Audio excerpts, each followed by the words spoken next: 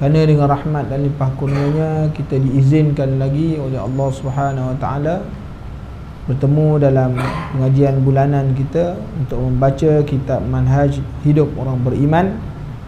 Kita masih lagi membicarakan pada bab yang ketiga, memahami fungsi mengeluarkan zakat kepada perkara yang kelima, fungsi yang kelima. Qala musannifu rahimahullahu ta'ala wa nafa'ana Allah bi'ulumihi fi daraini. Fungsi yang kelima zakat ini dikeluarkan ialah memilih harta yang paling halal, paling baik dan elok serta paling dikasihi dan disayangi. Sebab tu kita nak bagi zakat ini, tuan-tuan kena memilih sesuatu yang paling baik. Kerana bukti bahawa kalau sekiranya manusia dia mengeluarkan zakat ini kerana Allah atas nama agama, kalau dikeluarkan yang tidak elok, maka ianya tidak diterima. Seperti mana yang kita lihat dalam peristiwa seorang sahabat namanya Sa'labah. Sa'labah ni merupakan seorang sahabat, orang miskin asalnya. Dia orang miskin, kalau sembahyang pun bajunya bertampung-tampung kerana kemiskinan dia. Tapi sembahyang waktu tak pernah tinggal dengan Rasulullah sallallahu alaihi wasallam.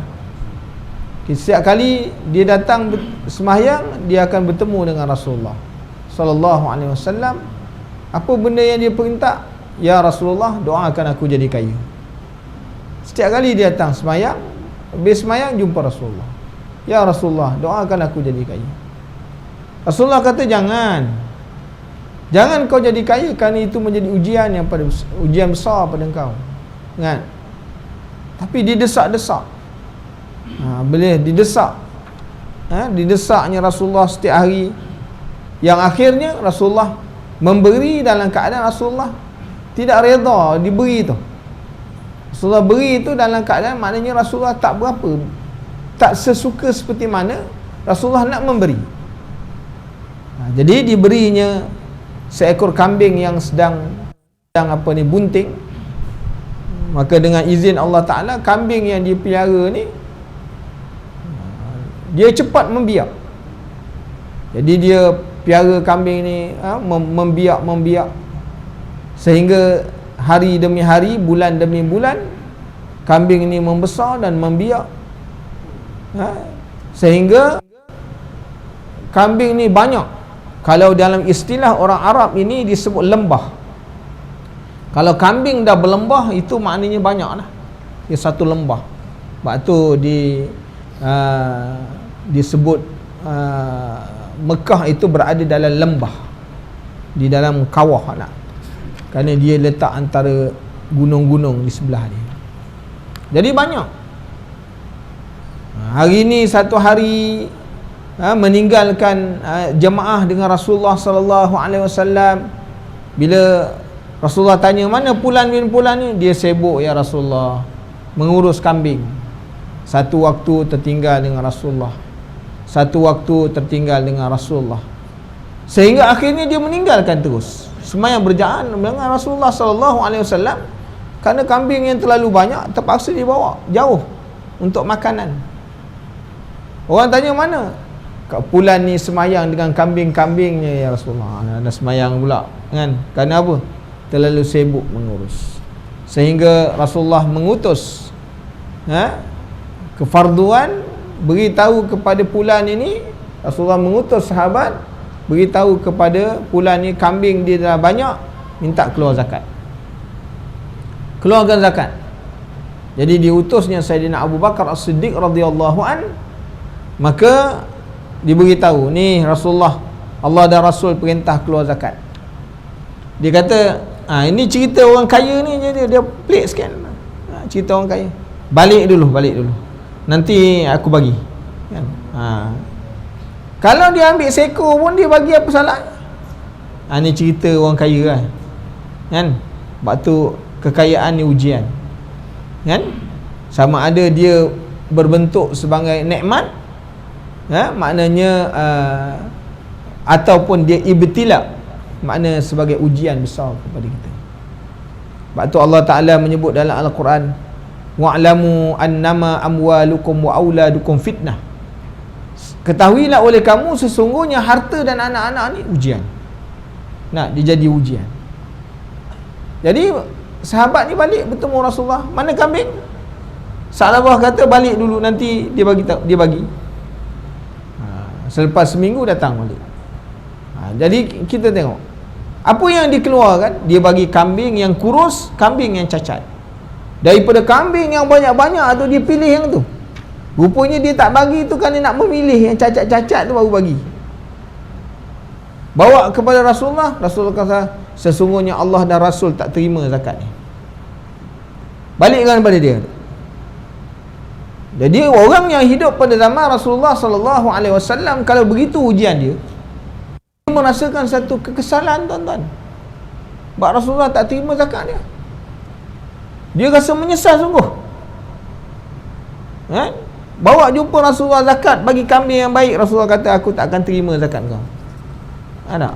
Oh, dia rasa tertekan, jiwanya tertekan. Dengan sebab apa? Allah dan Rasul tak menerima apa yang dia nak bagi.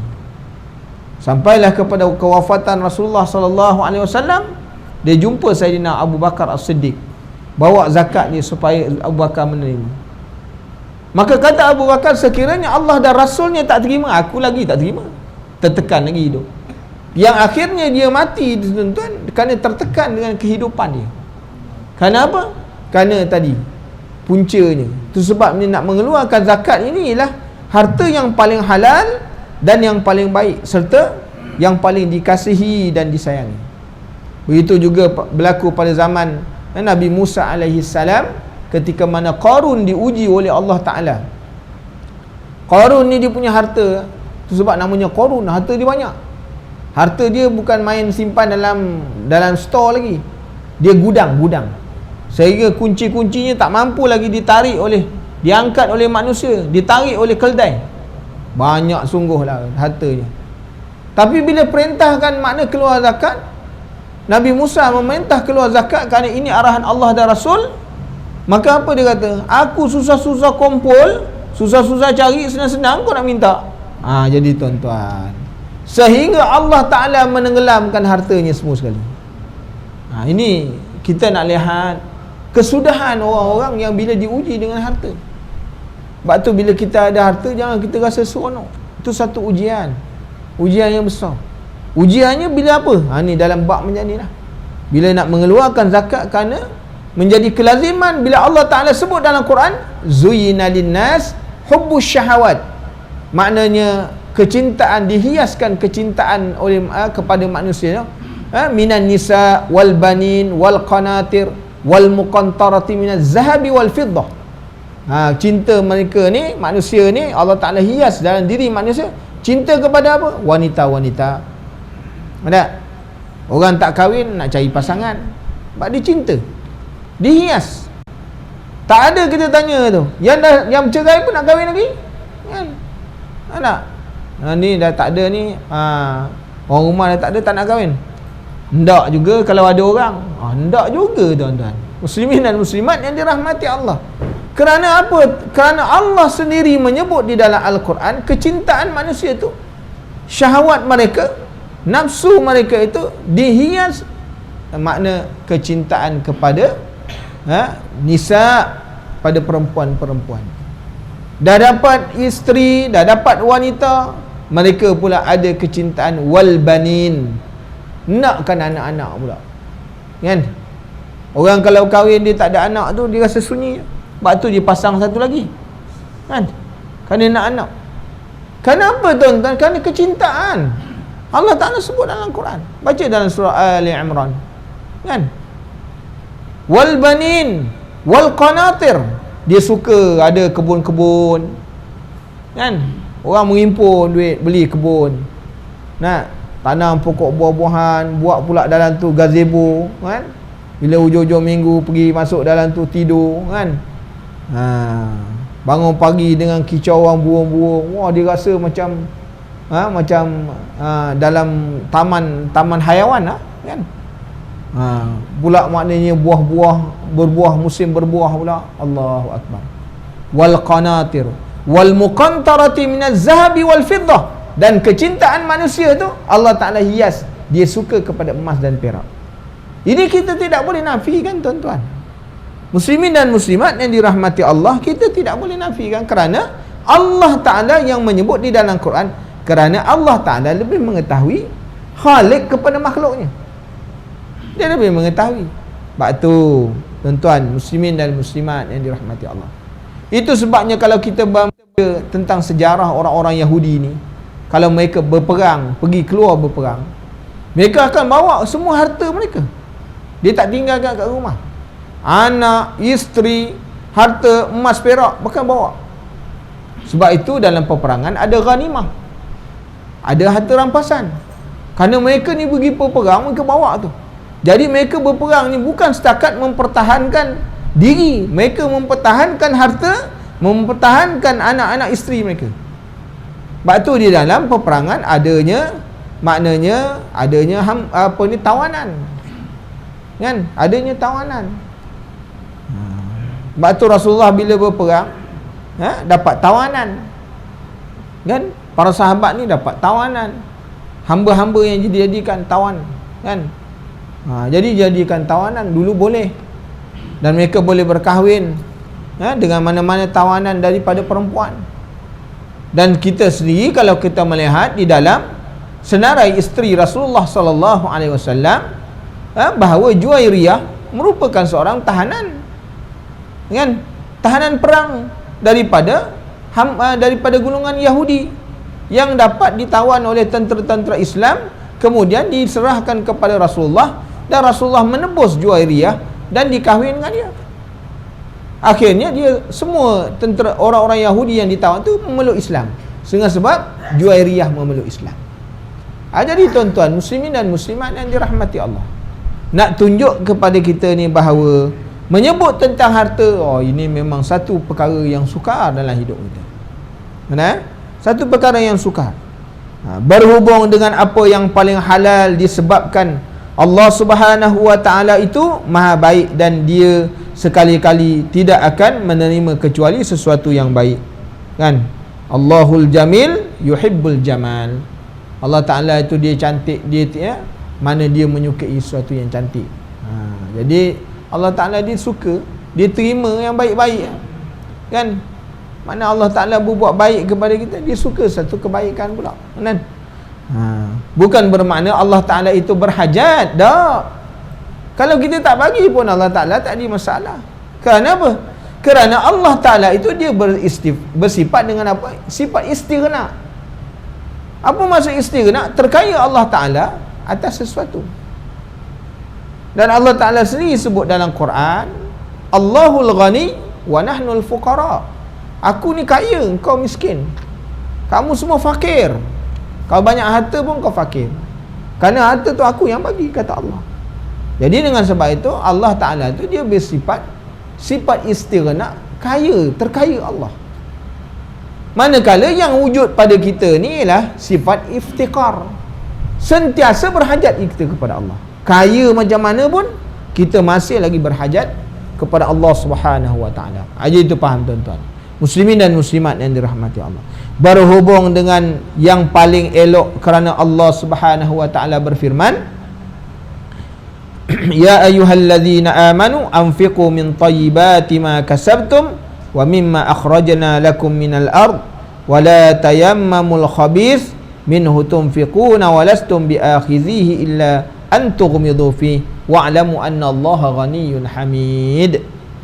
Wahai orang-orang yang beriman, nafkahkan daripada apa yang baik, nafkahkan daripada sebahagian daripada usaha kamu yang baik-baik, kan?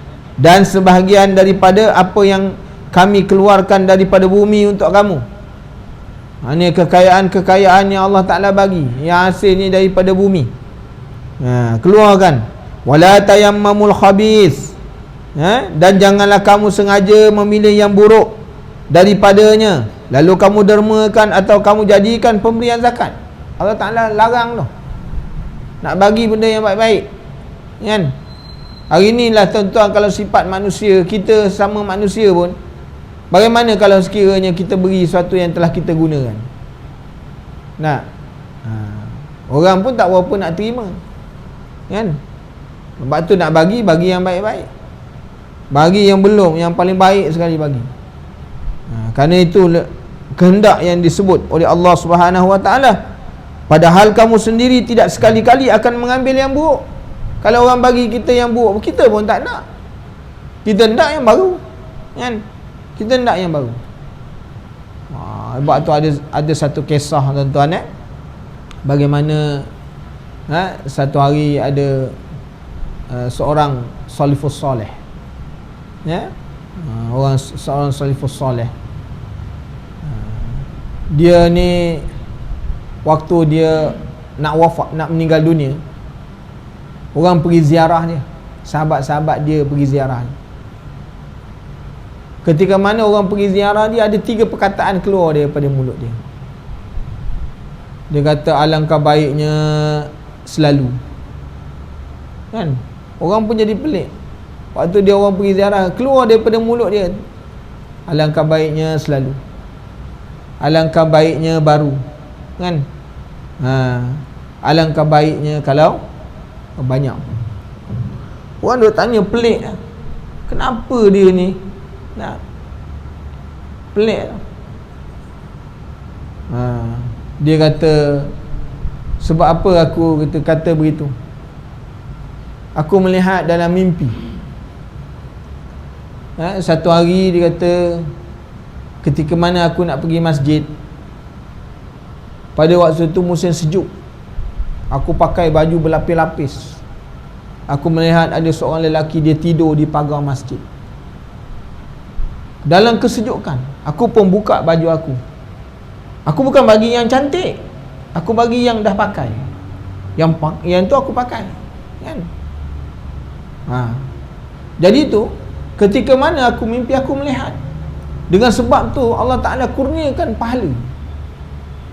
Pahalanya cukup besar. Dia kata, alangkah bagusnya kalau aku bagi yang paling baru sekali, tentunya pahala lebih besar. Tuan-tuan faham tak maksud cerita tu? Tadi kalau diberi yang buruk pun pahala dah macam tu besar, dilihat dalam mimpinya.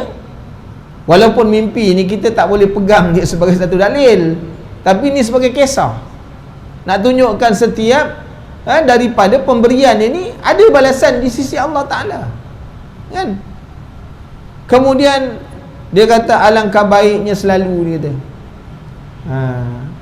ketika mana dia nak pergi balik daripada semayang, didapati ada orang buta nak melintas jalan. Dia pun tuntun. Rupanya menonton orang buta seberang tu pun ada pahala juga. Dia kata, kalau selalu kan bagus. Tuan-tuan, muslimin dan muslimat yang dirahmati Allah. Kemudian dia bagi, satu hari jumpa dengan orang miskin, dia bagi sikit je, dia bagi. Rupanya pahalanya besar di sisi Allah. Dia kata, kalau aku bagi banyak, tentu pahalanya lebih besar. Jadi tuan-tuan, muslimin dan muslimat yang dirahmati Allah, nak tunjuk apa? Setiap daripada amalan yang baik-baik ini ada ganjarannya di sisi Allah. Sikit banyak bergantung kepada apa yang kita lakukan. Jadi tuan-tuan muslimin dan muslimat yang dirahmati Allah, maka jangan sekali-kali kamu mengambil yang padahal kamu sendiri tidak sekali-kali akan mengambil yang buruk itu kalau diberikan kepada kamu, kecuali dengan memejamkan mata. Pejamkan mata, kalau orang bagi buruk, terimalah juga, tapi kalau saja-saja memang tak nak terima, kan? Dan ketahuilah sesungguhnya Allah Maha Kaya lagi terpuji, lagi terpuji. Maka sewajarnya lah kepada seseorang yang memerhatikan 2 perkara di dalam mengeluarkan zakat ini. Zakat itu hak Allah Ta'ala yang perlu diperbesarkan, kerana Allah Ta'ala itu adalah Tuhan yang wajib dikeluarkan sesuatu yang terbaik untuknya. Allah Ta'ala, kita sebut tadi, Allah Ta'ala tak berhajat, kan? Tapi kita nak memberi kepada Allah untuk dapat pulangan yang baik, makna perlu kepada sesuatu yang baik juga. Kita nak dapat habuan yang baik, kita kena bagi yang baik lah. Satu pelaburan yang baik. So sekiranya seorang hamba Allah Subhanahu wa taala menghidangkan makanan yang kurang baik kepada tetamunya, sudah tentu menyebabkan dada tetamunya akan terasa sempit. Kalau orang datang rumah kita, nah, datanglah sesekali, kan, makan keropok kan, keropok makan. Ingat makan sedap sikit lah kan? Orang datang sesekali. Kalau tiap-tiap hari datang tu tak payah bagi pun tak apa. Ni datang sesekali keropok, Allah dan keropok pun dah lemau. Keropok dah lemau. Masya Allah tuan-tuan. Punyalah bakhil. Nah, air kopi pun cair. Dia punya warna kulit hitam lebih hitam daripada air kopi. Nah, jadi tuan-tuan, tetamu ni rasa sempit hati, datang sesekali, bukan dia minta, tapi sebagai menghormati tetamu.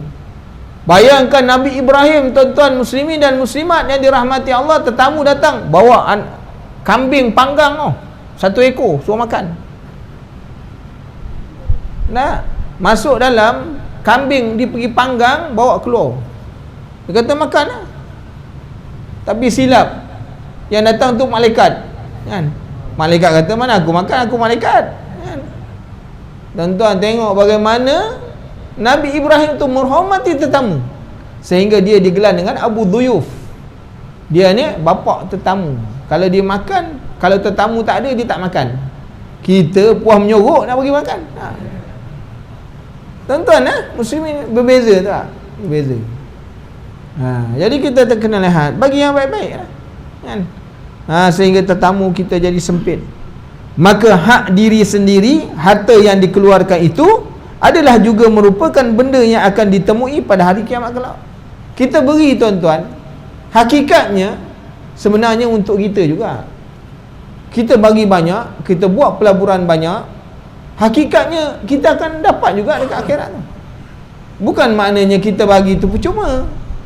Allah Ta'ala akan balas balik apa yang kita bagi. Cuma bezanya pemberian kita di dunia, habuannya di akhirat. Itu aja. Bagi orang yang beriman tentang adanya hari akhirat, dia tak kira benda tu, dia tak jadi masalah. Sebab apa? Dia tahu di akhirat ada. Di akhirat tu ada. Itu sebab dalam banyak hadis Allah, Rasulullah sebut apa?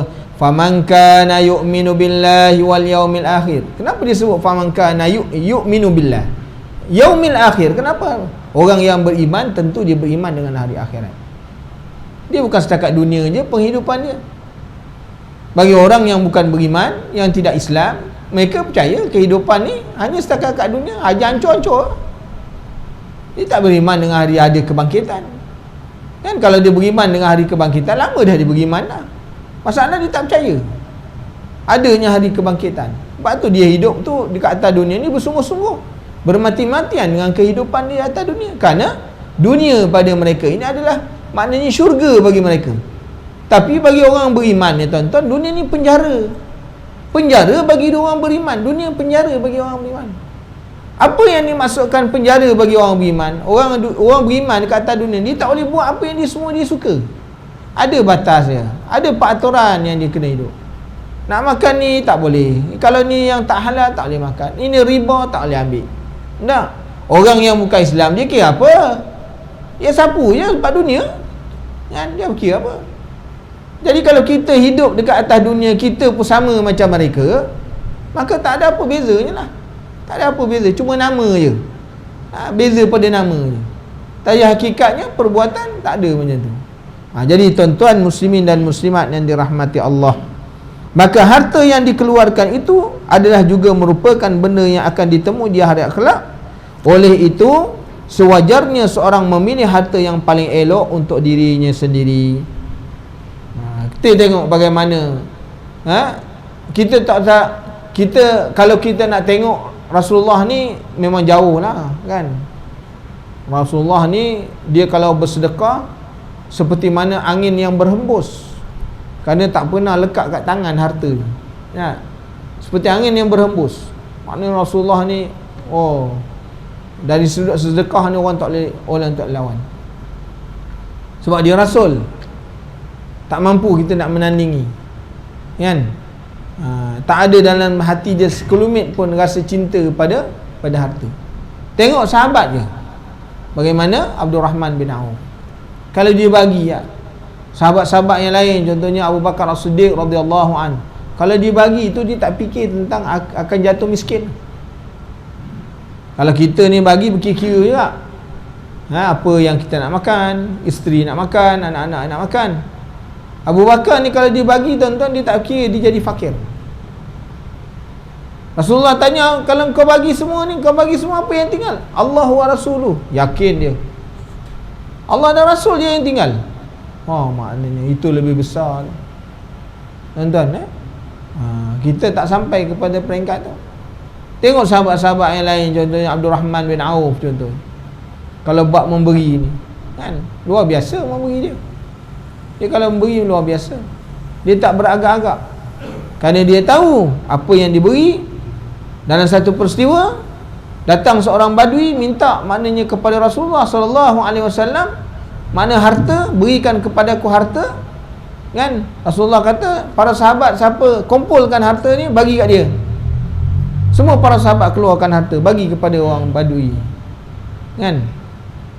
Sehingga Abdul Rahman berkata, ya Rasulullah, aku ni ada maknanya seekor unta merah yang sedang bunting.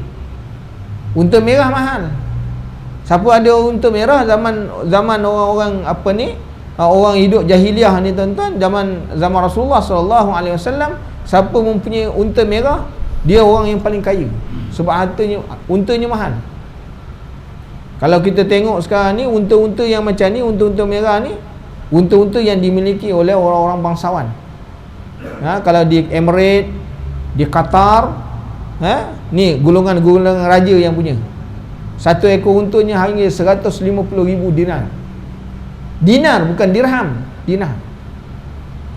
Memang unta tu dia guna untuk apa? Untuk maknanya tayang aja. Dia ada program Mahrajan Jamal nama dia. Dia ada satu hari pertandingan unta. Maka dia akan tayang kalau unta-unta tu. Masya Allah. Yang unta merah ni yang dah sampai berbulu-bulu ni, itu mahal lah. Dan dia punya, ialah orang raja, bangsawan punya hadiah, mana main 2-3 ringgit. Tuan-tuan, dia pertandingan unta cantik tu harga menang 1 juta. Kan? Ni orang kaya, orang Arab dia punya.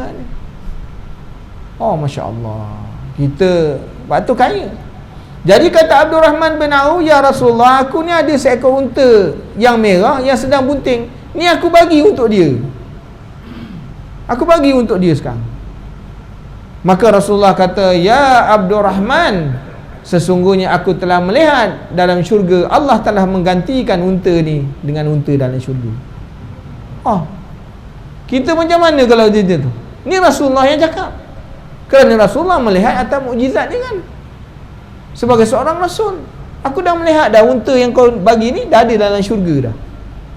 Kalau kita, tuan-tuan, kan, kita bagi kereta, dah ada kereta Proton dalam syurga. Bagi semua. Kan? Ayo kita. Maknanya, tuan-tuan, muslimin dan muslimat yang dirahmati Allah, kita nak lihat, nak memberi harta ni susah. Kan? Kerana menjadi lumrah, ia jadi kesayangan. Tapi kalau nak bagi untuk Allah dan Rasul, kena bagi yang paling baik. Kenapa? Manfaatnya untuk diri dia balik. Besok di akhirat itu akan dapat diambil manfaat. Berhubung dengan harta yang paling dikasihi dan disayangi kerana berdasarkan kepada firman Allah, lan tanalul birra hatta tunfiqu mimma tuhibbun wa ma tunfiqu min syai'in fa innallaha bihi alim. Allah Ta'ala sebut dalam surah Ali Imran juzuk yang keempat, kami tidak sekali-kali akan kamu sekali-kali tidak akan dapat mencapai hakikat kebajikan. Mana tak dikira orang dapat, dikira orang buat baik lah. Dia kira orang yang membuat kebajikan dan kebaktian, orang yang membuat baik yang sempurna. Bukanlah dikatakan kamu orang yang mencapai maknanya darajat kebaikan ataupun maknanya kesempurnaan sebelum kamu dermakan sebahagian daripada apa yang kamu sayangi. Kalau kita belum boleh buat memberi apa yang kita sayang. Tuan-tuan tengok bagaimana ketika mana Rasulullah sallallahu alaihi wasallam berhijrah daripada Mekah ke Madinah. Lalu Rasulullah mempersaudarakan antara golongan Muhajir dan orang Ansar. Sehingga sukanya orang-orang Ansar ni tuan-tuan kepada orang-orang Muhajir kerana dipersaudarakan. Sehingga orang Ansar kata apa? Wahai saudara-saudaraku daripada Muhajirin, kami ni banyak harta, kau nak boleh ambil. Sedangkan itu orang lain tuan-tuan, itu orang lain, bukan daripada adik-beradik dia, bukan saudara mara. Kami ni ada harta, kau nak boleh ambil, kami boleh bagi. Nak berapa banyak, kami boleh bagi. Dan kami ada 4 orang isteri, engkau nak yang mana? Pilih je, kami boleh ceraikan. Allah, kalau kita yang tua tu engkau, yang aku muda tu aku. Yang dah tua tu aku dah lama pakai. Itu kita tuan-tuan, kan? Kita bayangkan tak bagaimana pengorbanan orang-orang ni, tak? Mengorbankan untuk saudara mereka. Itu sebabnya Rasulullah sallallahu berwasiat ketika mana waktu nak wafat, jangan sekali-kali kamu menginyaya orang-orang Ansar, walaupun sekali kamu telah berada dalam jumlah yang besar, kan? Hendaklah kamu melantik mereka, membawa mereka dalam apa-apa perbincangan, hendaklah maknanya menyertakan mereka, beri penghormatan. Kerana apa? Mereka ni adalah orang yang telah memberikan pertolongan kepada kamu. Waktu kamu datang selai sepinggang, mereka lah yang memberikan perlindungan kepada kamu. Jadi tuan-tuan, begitulah Sayyidina Abu Bakar juga mengingatkan waktu nak wafat kepada Sayyidina Umar, wahai Umar, jangan sekali-kali kamu membuat inyaya kepada orang-orang Ansar, kan? Kenanglah akan jasa mereka ketika mana kamu datang dalam keadaan kamu tidak mempunyai apa-apa, sedangkan kamu berkembang biak, mereka semakin berkurangan. Allahu Akbar tuan-tuan, muslimin dan muslimat yang dirahmati Allah. Ni kita nak tengok Allah Ta'ala sebut, maknanya tidak lagi dikatakan orang yang sempurna, orang buat kebaikan, selagi mana dia tidak boleh maknanya mendermakan sebahagian daripada harta yang disayanginya, atau sesuatu apa jua yang kamu dermakan, maka sesungguhnya Allah Ta'ala mengetahui. Jadi kalau kita derma, kan, sama ada kita sayang atau tidak, beri kerana ikhlas atau terpaksa, semuanya di dalam ilmu Allah Subhanahu Wa Ta'ala. Jadi Allah Ta'ala mengetahui. Nak sembunyi, kan, kau bagi ikhlas ke tak ikhlas ke, Allah Ta'ala tahu, kan? Besok kau bertemu dengan Allah Ta'ala, tengok sendirilah apa yang kau yang buat, kan? Kau ikhlas tak ikhlas, Allah Ta'ala tahu. Tak?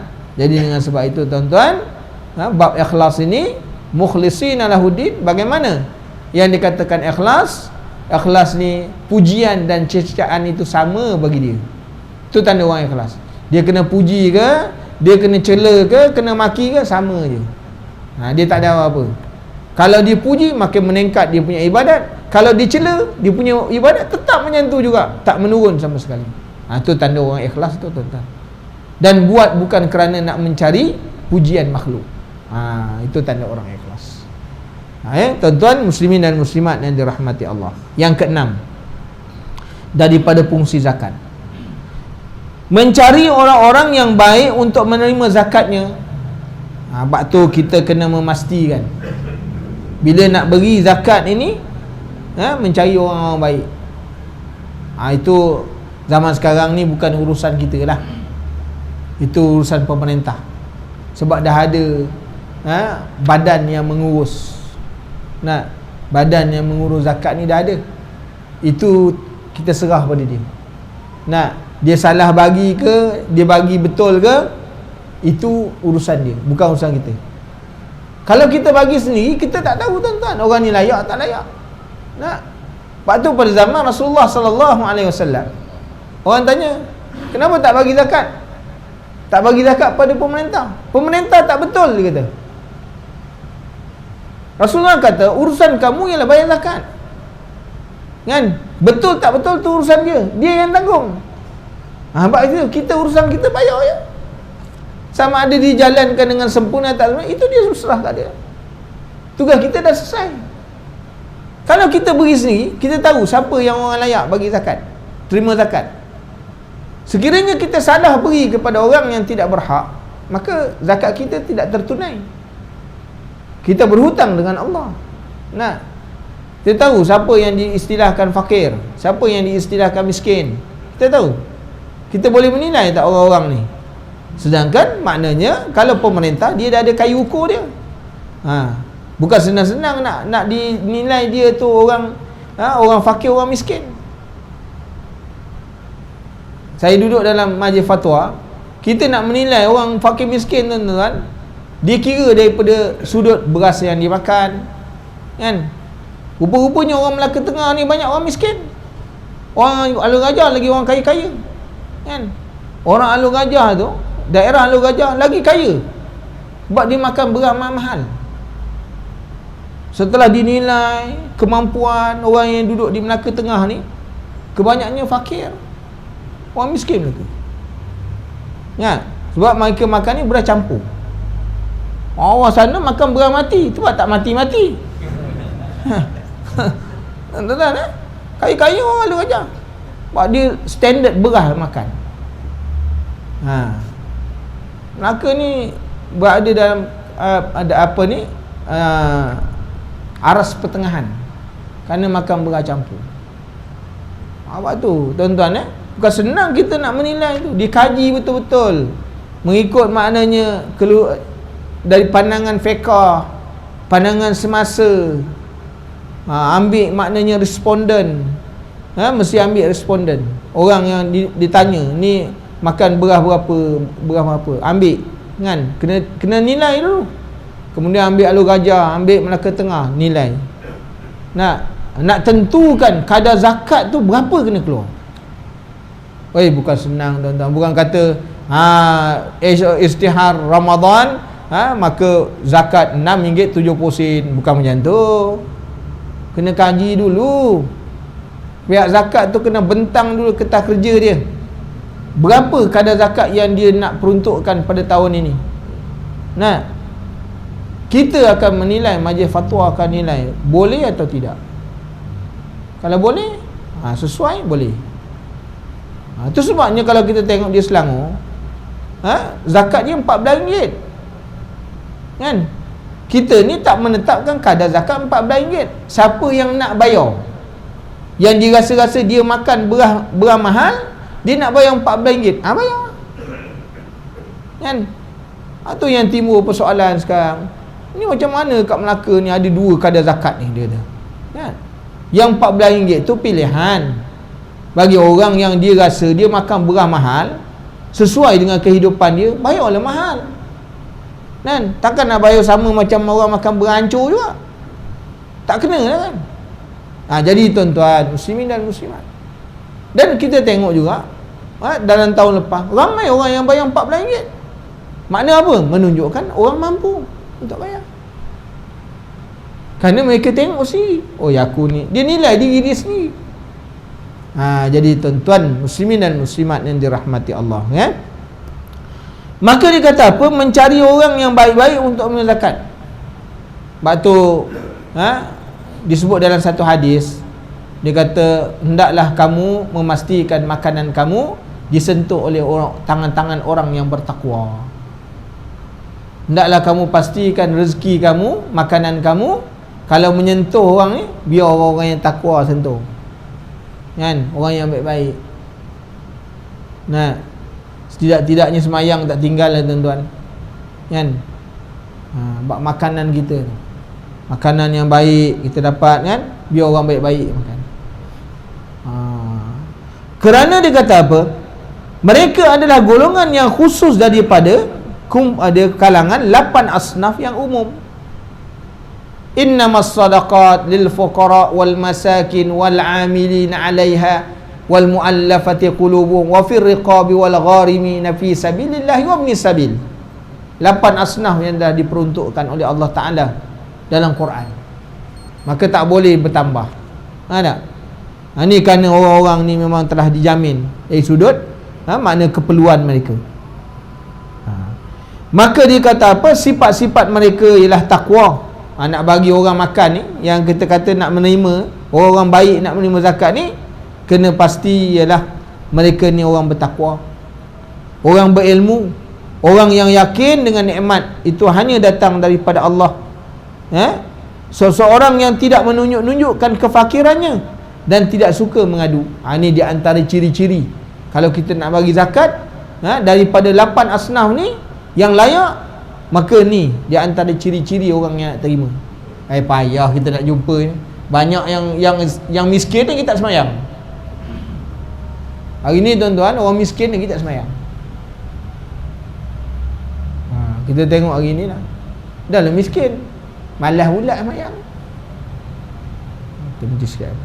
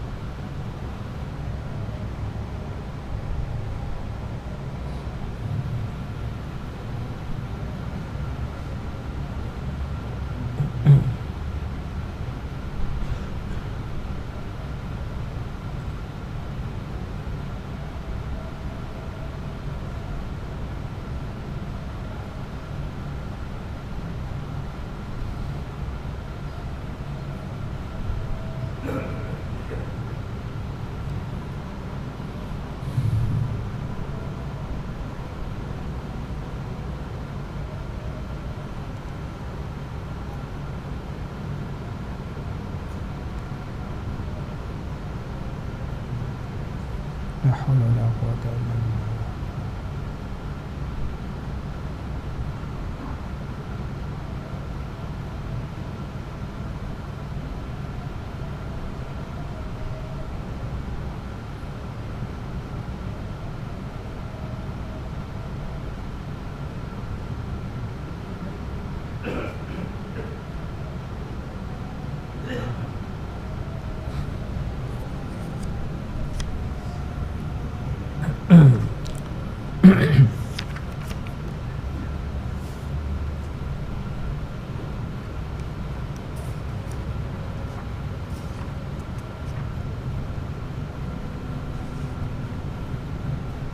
Allahu Akbar, Allahu Akbar.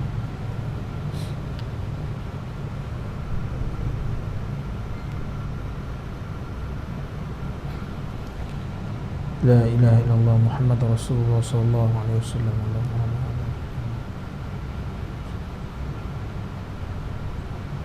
Kita sambung tuan-tuan muslimin dan muslimat yang dirahmati Allah.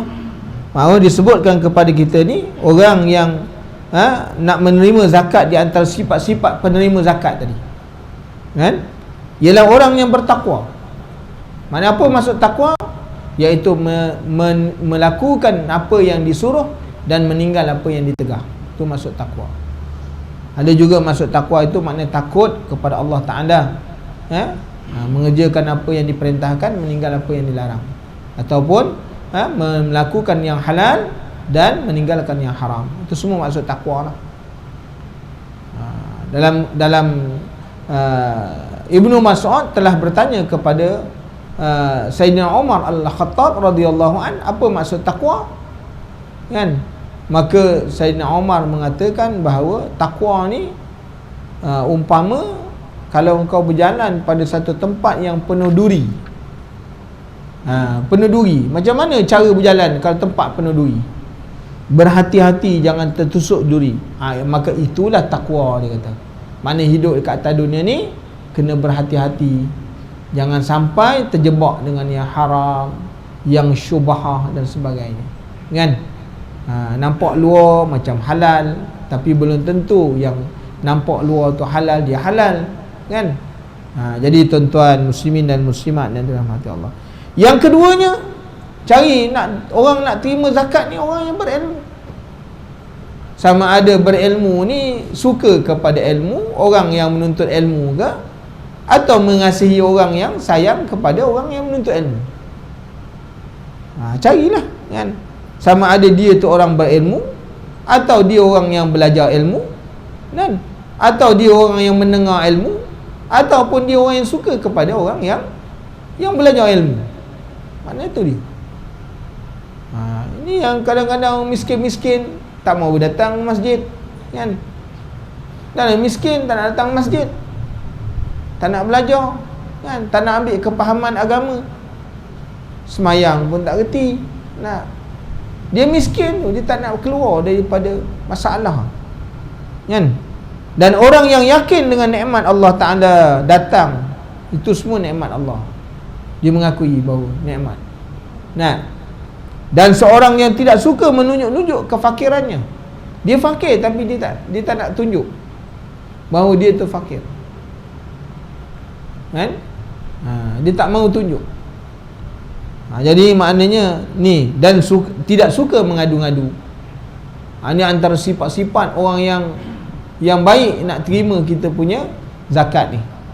Selain dari itu, mereka juga adalah orang yang punya ramai tanggungan ataupun yang terhalang daripada mencari rezeki kerana sakit atau hutang, dan juga orang yang terdiri daripada ahli keluarga serta kaum kerabat yang terdekat. Jadi maknanya nak bagi mereka ni, orang-orang yang paling baik ialah orang-orang yang kerabat, yang terdekat daripada ahli keluarga kita, pak saudara kita susah, mak saudara kita, pak menakan kita, mak menakan kita tau.